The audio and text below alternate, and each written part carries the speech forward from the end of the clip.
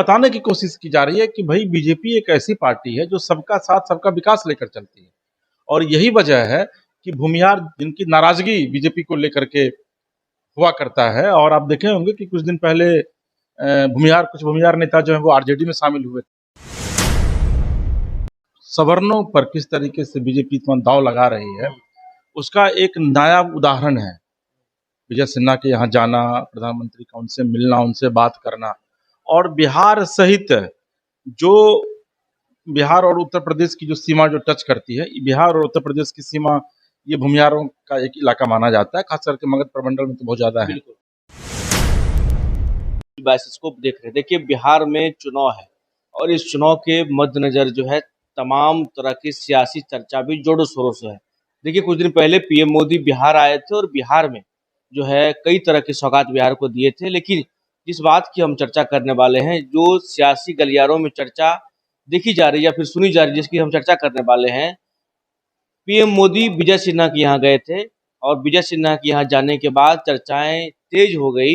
जो विजय सिन्हा का जो कद है बिहार के सियासी गलियारे में, वो काफी बढ़ गया। ऐसे में बातचीत करेंगे, हमारे साथ संपादक एस के राजीव हैं, उनसे जुड़ेंगे। कैसे देखते हैं जो विजय सिन्हा के यहाँ जो पीएम मोदी गए, उनका लड़का का शादी समारोह चल रहा था, उसमें गए, चर्चाएं हैं विजय सिन्हा का सियासी कद जो है वो बढ़ गया है, क्या कहें? नहीं, देखिए अंशु, देश के प्रधानमंत्री नरेंद्र मोदी 2 दिवसीय दौरे पर बिहार जरूर आए हुए थे, लेकिन उन्होंने जो यहाँ पर आकर के किया और जो कहा, विश्लेषण करने की आवश्यकता उस पर है। दरअसल देखिए, मोदी जी जब यहाँ आए थे तो आपको याद होगा कि वो बीजेपी कार्यालय में जाकर के विधिवत मीटिंग किए और मीटिंग करने के बाद अचानक, जो कि उनके शेड्यूल में नहीं था, वो विजय सिन्हा के आवास पर पहुंचते हैं उनका, जबकि उस दिन उनके बेटे का रिंग सेरेमनी नहीं था, लेकिन उस दिन रिंग सेरेमनी रख दिया जाता है। और वहां जाकर वो लगभग रुकते हैं 5-7 मिनट तक, जाकर के मिलते हैं, बातचीत करते हैं, आशीर्वाद देते हैं। यहाँ तक सब ठीक है, लेकिन अब सियासी मायने इसके निकाले जा रहे हैं कि क्या वाकई में प्रधानमंत्री, जिनका कोई पहले से शेड्यूल तय नहीं था, क्योंकि प्रधानमंत्री कहीं भी जाते हैं तो एसपीजी शेड्यूल तय करता है, ठीक है ना, और वो बगैर शेड्यूल का वहां पहुंच जाते हैं प्रधानमंत्री। इसका मतलब है कि विजय सिन्हा का सिर्फ कद नहीं बढ़ा है पार्टी के भीतर, बल्कि एक खास भूमिहार समुदाय को प्रधानमंत्री ने यह बताने की कोशिश की। आपको हम बताएंगे, जो हमारी बात हुई थी विजय सिन्हा से या उनके लोगों से, ये कहा गया था जब ये दिल्ली गए थे तो कार्ड इन्होंने दिया था।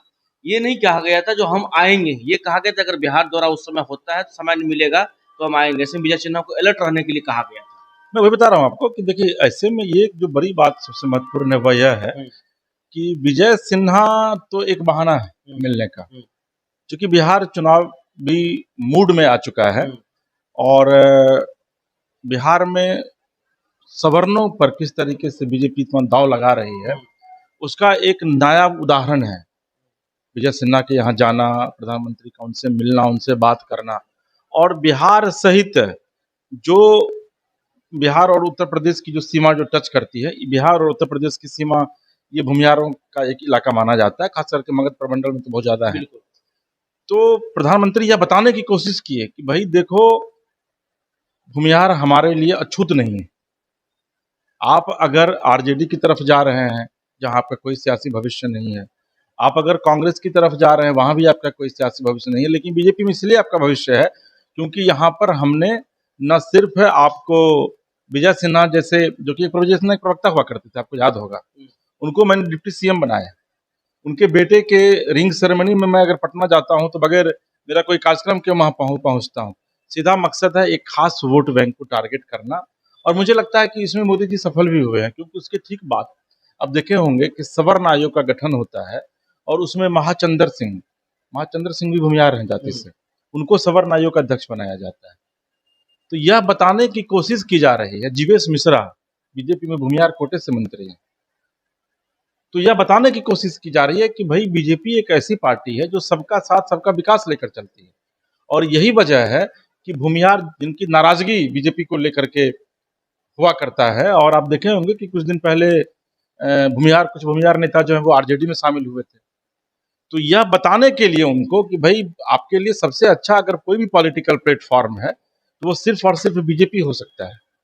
और मुझे लगता है कि इसका एक मैसेज भी गया, चूंकि मैं सोशल मीडिया पर मैं देखता रहता था कि मोदी का खिलाफत जो भूमिहार जो एक लॉबी है वो किया करती थी, लेकिन उसके बाद से आप देख लीजिए वो खिलाफत क्या बंद हो हमारा गई है। सवाल ये है, क्या आप ये मानते हैं जो मतलब पीएम मोदी जिस प्रकार से विजय सिन्हा के यहाँ गए तो विजय सिन्हा का जो सियासी कद है वो बढ़ा है, आप मानते हैं?